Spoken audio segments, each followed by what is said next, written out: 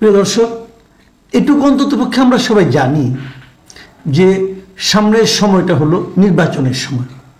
মানে সময় যত এগুচ্ছে আমাদের রাজনৈতিক দলগুলো, আমাদের রাজনৈতিক নেতারা যত সব কাজকর্ম করছেন, যত সব কথা বলছেন, সবই ওই নির্বাচনকে সামনে রেখে।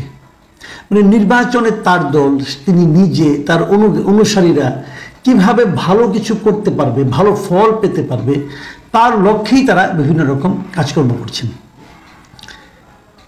রাজনৈতিক দলগুলো অন্তর্বর্তীকালীন ডক্টর ইউনূসের সরকারকে কখনো সমর্থন করছেন, কখনো মৃদু সমালোচনা করছেন, কখনো হালকা চাপ দিচ্ছেন। এই যা কিছু করছেন সব কিছুর পেছনে কিন্তু রাজনীতি আছে। আমি আপনি সাধারণ মানুষ, আমার আপনার ভাগ্যের জন্য, ভাগ্য পাল্টানোর জন্য তারা খুব কিছু করছে, এটা আমি পার্সোনালি মনে করি না। ওনারা যা কিছুই করছেন ওনাদের ক্ষমতায় যাওয়ার জন্য করছেন। ভেবে দেখুন, 2001 সালে যখন নাকি মহাজোট ক্ষমতায় আসে, সেই নির্বাচনে জামাতে ইসলামকে কিন্তু দুটো মন্ত্রণালয় দেওয়া হয়েছিল। মতিউর রহমান নিজামী জামাতের আমির ছিলেন এবং সেক্রেটারি আলী আহসান মুজাহিদ, ওনারা দুজন কিন্তু মন্ত্রী ছিলেন। এই বিএনপি সরকারের আমলে তারা মন্ত্রী ছিলেন। জামাতের ইতিহাসে এই প্রথম বোধ তারা মন্ত্রিত্ব পেলেন বিএনপির কল্যাণে, বিএনপির অনুগ্রহ আমি বলবো। এখানে বিএনপিরও স্বার্থ ছিল, হয়তো জামাতের সঙ্গে জোট না করলে তারা নির্বাচনে জয়ী হতেন কিনা, হয়তো সেটা নিয়েও সন্দেহ হতে পারত।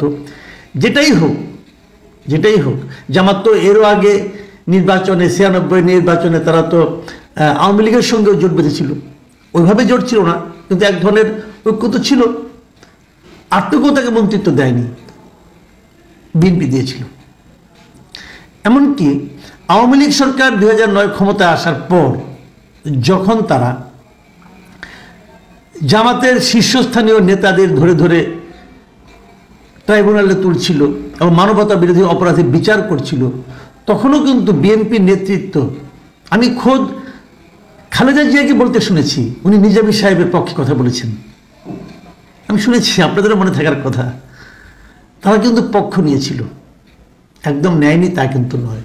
কিন্তু এখন কি মনে হচ্ছে তাদের কর্মকাণ্ড দেখে যে এই দল দুটো একসময় খুব ঘনিষ্ঠ ছিল? মনে হচ্ছে না, বরঞ্চ মনে হচ্ছে তারা পরস্পরের শত্রুতে পরিণত হয়েছে।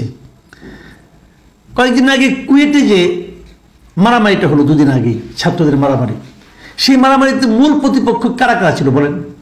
একদিকে ছাত্রদল, আরেকদিকে বৈষম্য বিরোধী ছাত্র আন্দোলন অথবা শিবিরের এখানে একটা ভূমিকা ছিল, ছাত্র শিবিরের। পরস্পরকে দোষী সাব্যস্ত করছে। তার মানে সেই প্রেমটা নেই, মূল দলের সঙ্গেও নেই, ছাত্র সংগঠনের সঙ্গেও নেই। কেন নেই? যেমন আমি কয়েকদিন আগে একটা পড়লাম, জামাতের কেন্দ্রীয় নায়েবে আমির অধ্যাপক মুজিবুর রহমান, তিনি এক জায়গায় বলেছেন যে অতীতে বিএনপির সঙ্গে থেকে জামায়াতের কোনো লাভ হয় নাই। এই যে বলছে যে কোনো লাভ হয় নাই, এই কথাটা কি মানে খুবই সত্য কথা, খুবই সত্য। তাহলে আপনারা যখন দুটো মন্ত্রিত্ব পেলেন, দু জায়গায় মন্ত্রিত্ব করার সুযোগ পেলেন, ওটাকে আপনারা কি ক্ষতি হিসেবে ধরছেন?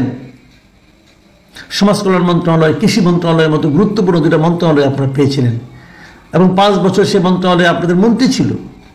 এটা কি খুব ক্ষতিকর কোনো কাজ ছিল? ওইটা পেয়ে কি বিএনপির দ্বারা কি আপনারা উপকৃত হননি?